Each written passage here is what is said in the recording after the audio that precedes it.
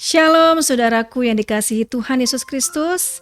Hari ini kita akan merenungkan bagian Alkitab yang terdapat pada Kisah Para Rasul pasal 17 ayat yang ke-10 sampai ke-15 dengan judul Perikop Paulus dan Silas di Berea. Kita akan membaca ayat yang ke-10 sampai ke-13.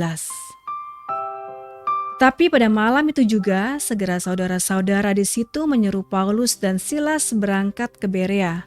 Setibanya di situ, pergilah mereka ke rumah ibadat orang Yahudi.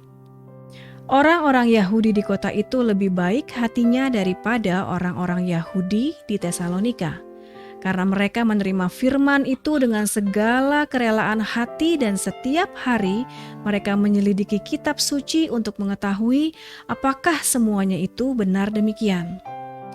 Banyak di antara mereka yang menjadi percaya, juga tidak sedikit di antara perempuan-perempuan terkemuka dan laki-laki Yunani. Tetapi ketika orang-orang Yahudi dari Tesalonika tahu bahwa juga di Berea telah diberitakan firman Allah oleh Paulus, datang jugalah mereka ke sana menghasut dan menggelisahkan hati orang banyak. Pada perikop sebelumnya, orang-orang Yahudi di Tesalonika menjadi iri hati dan ingin mencelakakan Paulus dan Silas. Karena itu, saudara-saudara di situ menyuruh Paulus dan Silas berangkat ke Berea. Nah, di Berea ternyata Paulus dan Silas mengalami hal yang sama seperti yang juga terjadi di Tesalonika. Mereka pergi ke rumah ibadat orang Yahudi dan mengajar di sana. Hanya saja orang-orang Yahudi di Berea ini jauh lebih baik daripada orang-orang Yahudi di Tesalonika. Mereka lebih menerima firman yang disampaikan oleh Paulus dan Silas. Di kota ini juga Paulus menuai banyak orang percaya, termasuk para perempuan terkemuka dan laki-laki non-Yahudi. Namun rupanya berita keberadaan Paulus dan keberhasilannya di Berea itu juga didengar oleh orang-orang Yahudi di Tesalonika yang memang memusuhi Paulus sebelumnya. Kebencian mereka yang mendalam terhadap Paulus membuat mereka tidak segan-segan untuk mengejar Paulus ke Berea. Mereka datang ke kota itu dengan motivasi yang jelas, yaitu ingin menghasut dan menggelisahkan hati orang-orang Berea. Tekanan ini akhirnya juga membuat Paulus menyingkir lagi dan pergi ke Athena. Perikop setelah ini mengisahkan hal itu. Saudara-saudaraku yang dikasihi Tuhan, kalau kita renungkan pengalaman Paulus dan Silas itu, mungkin kita merasa heran. Mengapa orang yang ingin melakukan perbuatan baik dalam hal ini memberitakan Injil malah menderita hidupnya? Selalu ada orang yang menjadi iri hati, dengki, menghasut orang lain dan ingin mencelakakan hidup mereka. Hal ini tentu juga membuat Paulus dan Silas untuk terus menghindar dan menyingkir.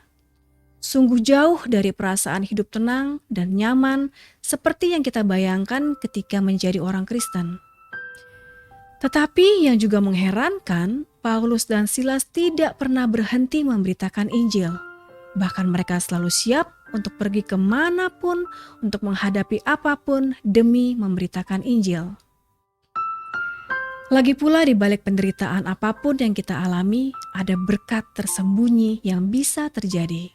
Seperti yang dialami oleh para rasul itu, tekanan di sekitar mereka yang akhirnya membuat mereka menyingkir dan bergerak ke berbagai kota dan tempat yang malah membuat Injil semakin tersebar.